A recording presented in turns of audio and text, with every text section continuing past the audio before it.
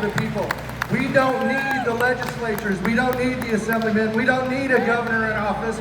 We have the ability to legislate from the ballot box all on our own through the initiative process and the recall process.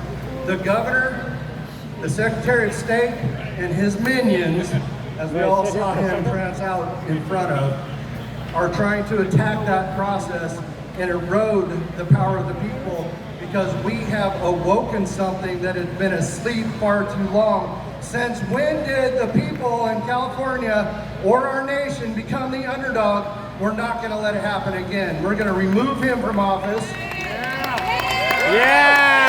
And we're going to make sure he doesn't hold a position of power in our country ever again, because his boat won't float right ever again. And the best thing out of this is he will not be a viable candidate for president of the United States in 2024. And you know what's very scary? I think what scared me the most is the fact that Gavin Newsome does not take the people of California seriously. I want you to get your arms around that for a second.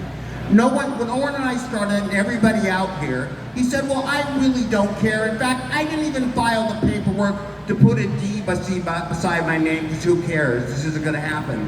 In fact, when Gavin Newsome actually didn't even return the paperwork in time, right, Oren? Nope. And then he returned it one word over, and we said, you better return it because this might hit the ballot. He goes, the office didn't care. Because who would think that the people, and I really want you to get your arms around that. This state for too long has been run by rich politicians, I've said this a million times, that don't give a damn about the average Californian. They just don't. But we, the people, are making a comeback. Yes! We can bring things to ballot on our own, folks. We can legislate from the streets. We don't need people in the Capitol. But September 14th, we're going to remove this governor from office. 10 days later, we get to hear who's going to be the next governor. There's a lot of good people on that list for you to choose from. There's two questions. Question number one, we all need everybody to vote yes. We need you guys to force multiply. We need you guys to get on the streets, get on the phone, get on your emails, your texts, get with your contacts, and make sure everybody knows to get out and make sure they get their ballots in. And I took a 180-degree turn on mail-in ballots. I was dead set against mail-in ballots when this process started. But since then, I realized just how apathetic and lazy the voting population is in our state. And we need to make it as easy as possible for people to get their ballots in to the ballot box. I want you to consider something. People say Gavin Newsom was elected in a landslide. Have you heard that before? Okay, let's do a little math. More like a slippery slope. Okay? There are 18 million people, allegedly, that voted in the presidential election. Everybody knows that in California, right? And most of you heard that figure over and over again. Did you know that in the gubernatorial election, only 12.5 million people voted? Think about that. It wasn't people voting for Gavin, it was people not participating. And Gavin's biggest fear is that we, the people, are gonna vote. Now I want you to really think about this, because there's a lot of talk about what is this election. There's a lot of depth. We'll get into that. We got a long show. But I want you to really think about what we, the people, have done. It's a simple election. There are two questions on it. Do you want to remove Gavin? Yes! I'm sorry, you're going after about 12,000 people that probably can't hear. Do you want to remove Gavin? Yes! I think they might have heard that in Sacramento. And then Gavin, I can ask this question again tonight. Gavin's not on the ballot. It's Gavin versus himself. And that's really what's freaking him out. It's Gavin versus the people of California. It's not Gavin versus the other candidates. Everybody get your arms around why we're doing this. Do you know who has the highest poverty rate in the country? California. I want you to really think about that. The highest poverty rate of any state, both percentage and people-wise, is California. How the hell did that happen? Tossing it to you. Yeah, I know. I was dealing with the technical difficulties that I inherited when I got up on stage. Okay. How it happened was this. A lot of good ideas, and I'm not saying they were bad ideas, over the last 20 years have become non-executable. And it seems like every politician in California, have you noticed this lately? Can't wait to get the hell out of here. Do you know what Orrin just said? If Orrin was there, but now he's over here. As soon as Newsome got in office, and we looked this up, he reserved the URL or website to run for president. He wasn't in office barely a month and he's looking at president, right? Yep. Gavin Newsome, 2024, all of the URLs for his presidential run are already secured. I know that because we tried to buy them. Yep. Do you remember Kamala Harris, right?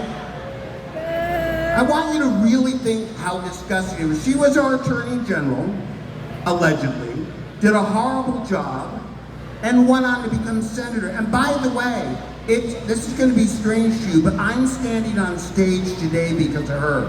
Because she really pissed me off. And you know why she pissed me off? Because she won the Senate seat, and within 6 months, she's campaigning for president.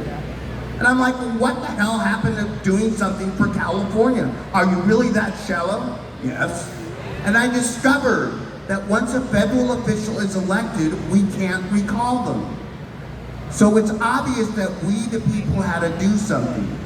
And this is an important point that we're going to make after our break here tonight.